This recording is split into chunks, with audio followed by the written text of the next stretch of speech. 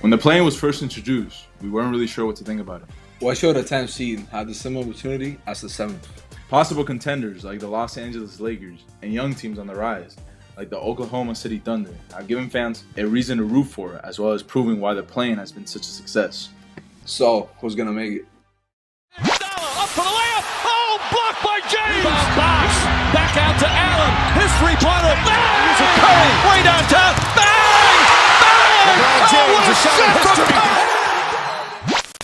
Yo, what's going on, guys? So today, we're going to talk a little bit about the West play-in tournament. Let's just get straight into it, man. Let's not waste any more time. You know, us as Lakers fans, we have kept a very close eye on this play-in because it's been very stress-inducing.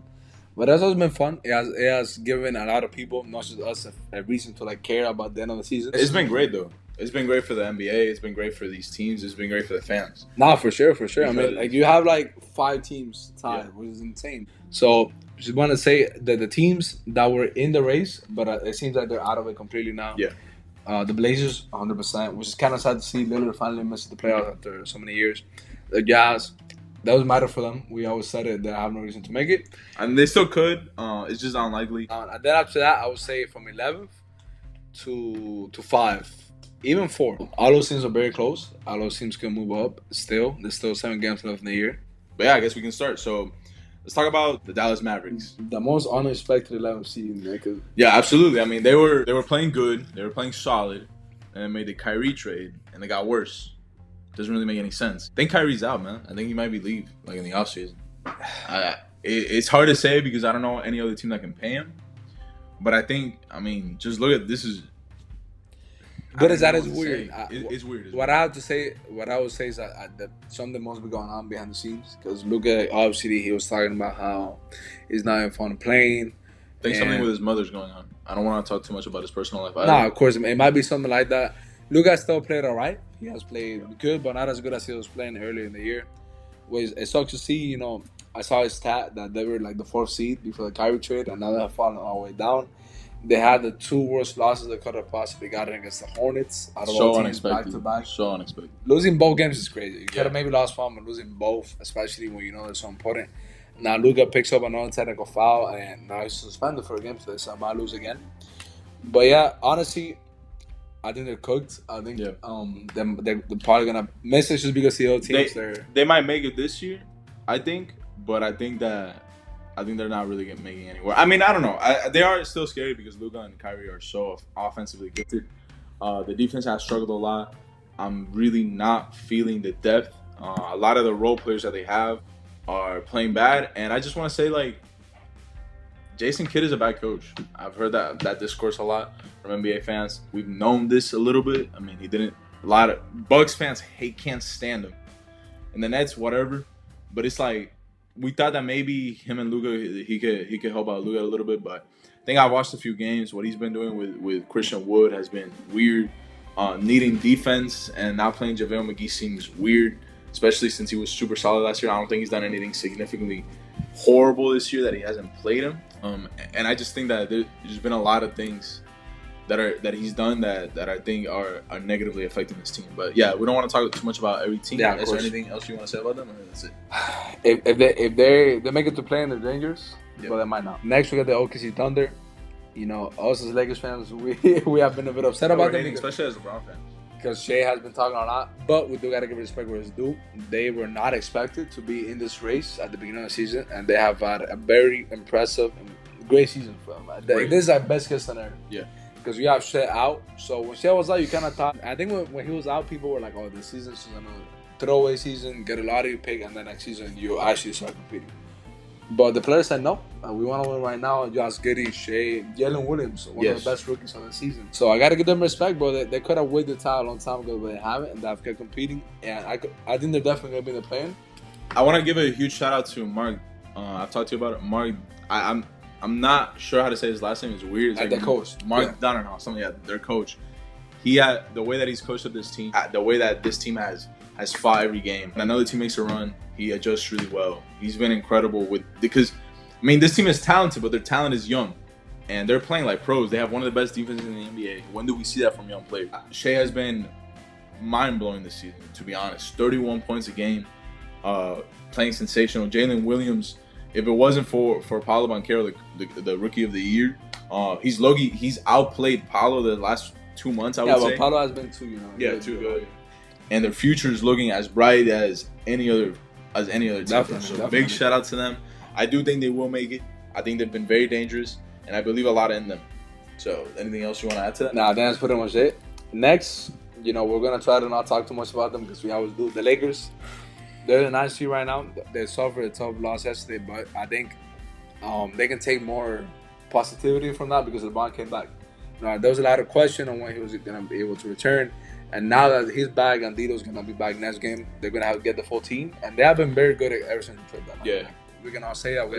Let's give the credit where credit is due. I think this team is really, really good. I think this is one of the best teams in the NBA. I don't think I'm being biased. I think it's hard for fans and for people to be like, oh, this is one of the best teams because they're comparing it to the whole year. We got to remember, this is damn near a completely not damn near. This is a completely different team.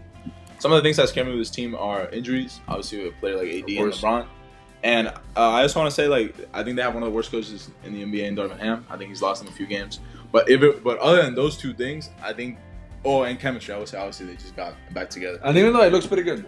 Yeah, to be honest. Just getting together. Lonnie was saying a bunch of cool things, like they'd be going out. They always be going out to eat. They always be hanging out together, all of them. So that's fire. So I do think they're dangerous. I do think they'll make it. And I think if they make it, they can scare anybody, bro. LeBron James, Anthony Davis with a good team. They're dangerous. All right, next, we got the Pelicans. The Pelicans have had a very unlucky season. Ingram has been out for a long time. Zion, sadly, once again, has missed a great part of the season. So that's why they're in the spot. Otherwise, they wouldn't be here. I mean, they were the number 1 seed at one point. Yeah, exactly. They're a good team. They have a lot of good role players. You have obviously McCollum, which is like a borderline all-star. Herbert Jones, Trey Murphy, even Jonas Valanciunas. Valanciunas is a great player. Maybe not the best fit, but he's still a good player. Mm-hmm. So they're the type of team that I don't think Zion's coming back in time. If Zion's coming back, then I would say that they're dangerous and they can beat somebody up there. I would say if they make the playoffs and Zion comes back, let's say for the playoffs, forget about the play-in. Let's say he comes back for the playoffs. I think they had the possibility of knocking someone out. I remember last year, even without Zion, they were able to take the Suns game. That's how we kind of noticed that the Suns had some holes in them when the Pelicans damn near beat them. You know what I'm saying? But yeah, I think they're a scary team. Zion does need to come back for them to really reach their full potential. I think Zion is 1,000% the best player. I would say, sadly, since Zion's most likely not coming back, I think they're gonna get beat in the play-in. So that might not be a team. I agree. I do think they will make the play-in though. Yeah. And next we got the Minnesota Timberwolves. The Timberwolves, I want to give them a shout out because Kat has been out the whole year, and I kind of expect them to not win, but they're Anthony Edwards, even with the new additions like Mike Conley. Even Rudy Gobert has had a good season. A lot of people disrespect Rudy Gobert, but he has been playing good. And Anthony Edwards, but that's a guy that I really want to focus on. He was an all-star this season, well-deserved 25 points per game, has been that leader. And it's tough for them. They have a lot of solid role players like Jaden McDaniels. And so they actually just found ways to win. And now with Kat back, that fit is always going to be weird with the two centers. But at the end of the day, Kat is their most talented player. At this point, I don't know if he's their best because Edwards has played. I would say I like how you differentiated them. I do think he is their most talented player. Yeah. But yeah, I don't know. Maybe Kat's like the dog in him to close out games and some of that has been questioned. Even though he closed out yesterday, but yeah. Yeah, whatever, man. He made a shot. Whatever, good shot. But you know what I'm saying? We haven't seen him play that good in the playoffs before. Maybe that thing is this year they're able to make it, which they probably will. But next, you got the Golden State Warriors.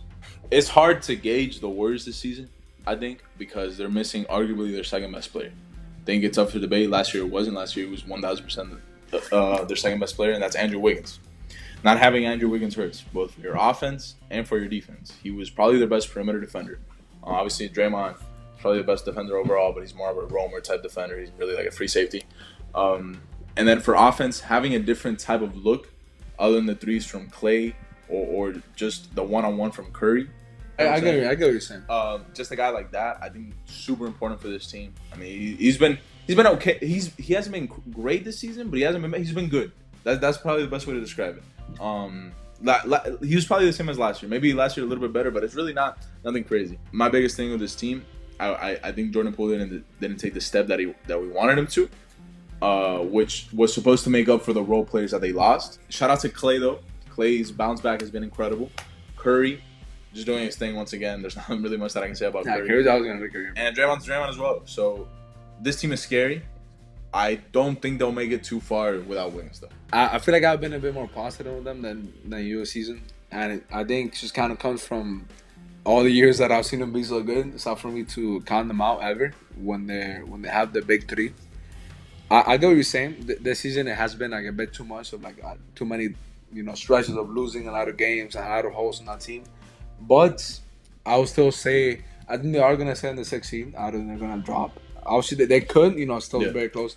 But I think they have won enough. They have gone enough winning streaks to cover the losing streak they have gone on. I think they're gonna be a 6th seed. And then we're gonna get a very, very interesting playoff series against the Kings because we're gonna get the team that has played good all year, that has no playoffs experience, against a team that has bet it up and down but has all the playoff experience in their own. So that's gonna be very interesting. Let's talk about the other two. Again, they're kind of like I think the Warriors, the Clippers, and the Suns. I would say they're kind of like in the same tier. As in, I think they're just gonna straight up make the playoffs. Yeah. I think especially the Clippers and the Suns. Yeah, I think the Clippers, obviously the Paul George, losing Paul George hurts, but I think that they've been able to recover pretty well. Russ has stepped up in a few games here and there. They've had bad games, whatever. But I think they'll be able to stay afloat. I don't think they'll make it too far without PG, and by too far I mean I don't think they'll make it past the second round. Depending who, of course. I think right now they'll play the Suns, arguably the best team in the West when healthy. So. The Suns, I mean, when Kevin Durant was there, they were looking elite, keeping it 1,000. I think just quick, I think some of the role players that Josh Okogie have to step up, especially knocking some threes down. And Chris Paul has to step up too. DeAndre Ayton as well, but I feel like I think Chris Ayton hasn't missed a few games in a row, so they've been able to stay afloat enough. But at the end of the day, Brooklyn KD, one of the best duos in the NBA. So yeah, I think that's pretty much it. Both teams are good. The teams are barely in this conversation. So I guess now to end that off, we just wanted to give our predictions, what we think the final seeds are gonna be. Yeah. So I do think the Suns are gonna end up in 4th. Okay. I think 5 and 6 and switch perhaps. Open the year. I think the Lakers could actually go all the way to 7. Then I'll put the Minnesota Timberwolves at 8. At 8, yeah. Then I'll put without Dallas being there. It's not putting Dallas is tough. Not putting Dallas is very tough for us, right? But I think if they lose today, they're done.